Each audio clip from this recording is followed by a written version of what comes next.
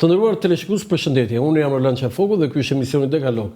Festat e nëntorit, dy festat kombëtare më të mëdha në historinë e Shqipërisë, 28 dhe 29, përfunduan, por jo diskutimi për atë që ka ndodhur në historinë e Shqipërisë. Dhe ajo më e diskutueshme sigurisht është data e çlirimit dhe atë që ka ndodhur në luftën e dytë botërore. Është një nder i madh ti përkujtosh, ti kujtosh dhe ti vlerësosh të gjithë ata që luftuan, dhanë jetën e tyre, por edhe ata që nuk e dhanë jetën, por sakrifikuan jetën gjatë luftës dytë botërore. Kështu që kombi shqiptar, populli shqiptar duhet t'i nderoj ata të rinj, të reja, burra, gra, pleq që lanë familjet e tyre, lanë studimet një pjesë dhe u rreshtuan në formacionet partizane dhe jo vetëm për të luftuar fashizmin dhe nazizmin. Por çfarë diskutojmë ne sot mbas kaq vitesh? Nuk e kemi hequr ende atë debatin e madh se çfarë ndodhi në luftën e dytë botërore dhe unë kam kënaqësinë ta diskutoj sot me një personalitet publik që nuk është vetëm pjesë e Komitetit të Veteranëve, një organizatë të nderuar, por edhe ka statusin e një drejtuesi të lartë policie. Veli Myftari, unë vetë gjithmonë e fotografoja profilin e tij si drejtuesi i lartë i policisë së shtetit dhe ka qenë shpesh pjesë e misioneve të mia, por tashmë si pjesë e organizatës së veteranëve ja shton më shumë vlerën e tij. Unë do ta kem sot Veli Myftarin në këtë intervistë e misionit Dekalog dhe intervistën do ta mbështes në dy shtylla. Një, si ish drejtori i përgjithshëm i policisë së shtetit, dy, si sekretar i organizatës së veteranëve. Zoti Myftari, kam kënaqësinë të kem në studio. Ju faleminderit dhe ju për ftesën.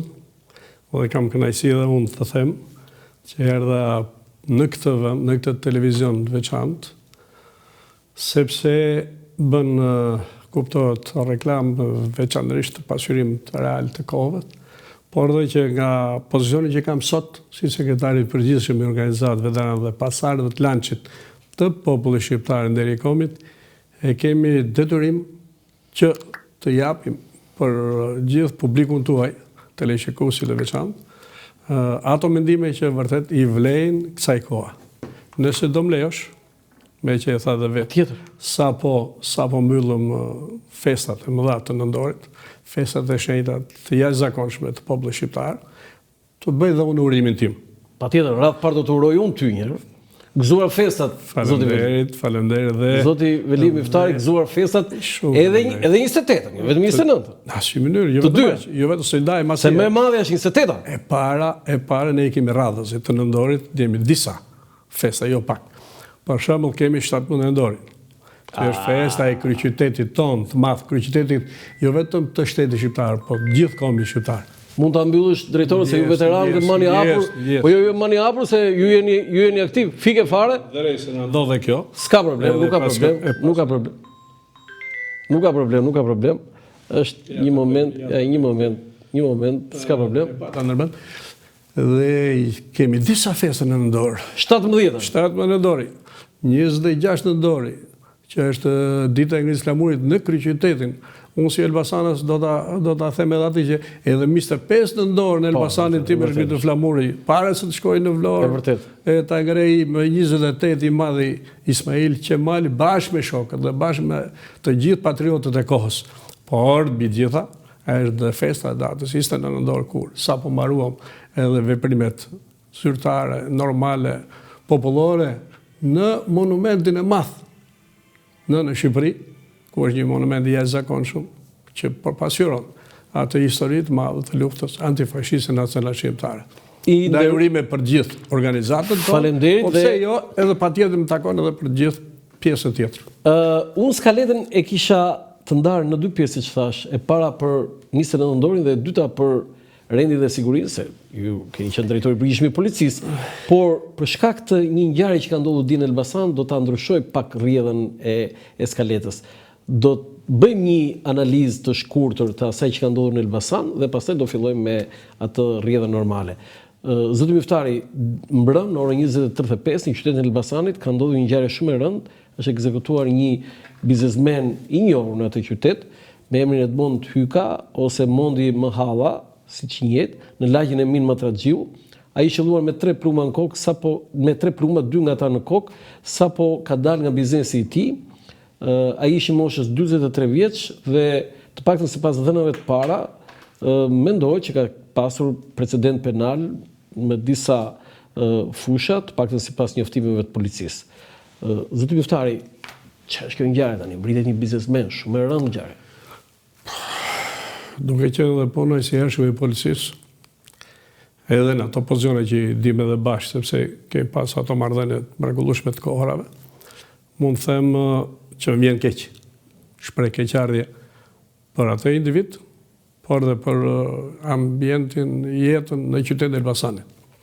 Sepse jam edhe vetë qytetar i tij. Edhe vërtet ndodhin këto ngjarje në këtë periudhë kur jemi në 2025-ën, është vërtet mund të shpreh vetëm një çudi.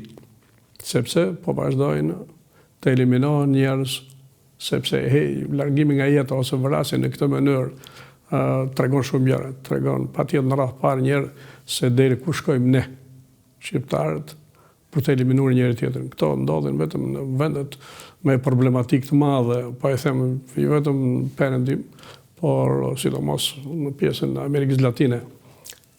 Nuk e di rasti konkret se cilat janë motivet ose arsyet që kanë ndodhur ngjarje shkaqet. Por vetëm shpreh keqardhje. Asgjë më shumë s'mund të them për këtë ditë. Fakti zoti Muftari që ai është biznesmen, një biznesmen i vrarë, një status i tillë është e rëndon ngjarjen. Edhe vritet e ekzekutohet një biznesmen, është ngjarje shumë e rëndë dhe nuk është herë e parë.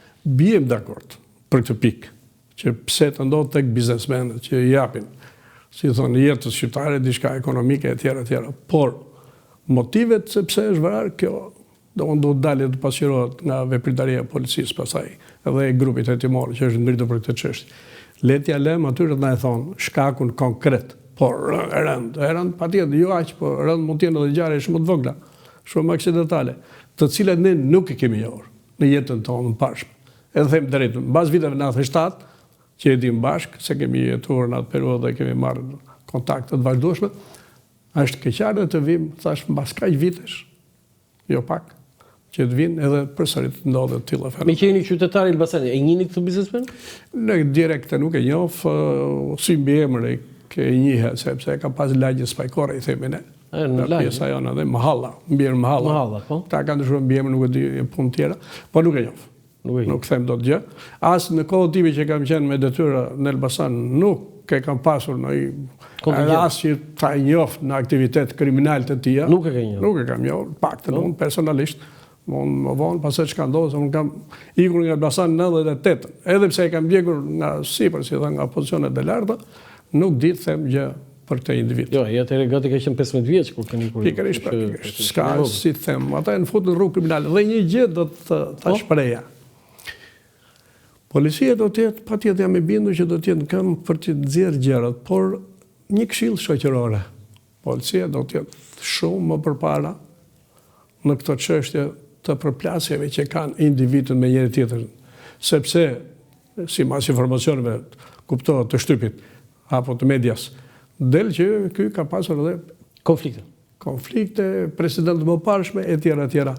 Atëherë këta do të jenë shumë të kontrolluar me kujdes, jo për të kontrolluar jetën e secilit biznesmen, por jetën e personave që kanë konflikte, për të mos ardhur deri ke vrasja. Sepse të marrësh jetën e njeriu nuk është pak, është shumë e rëndë.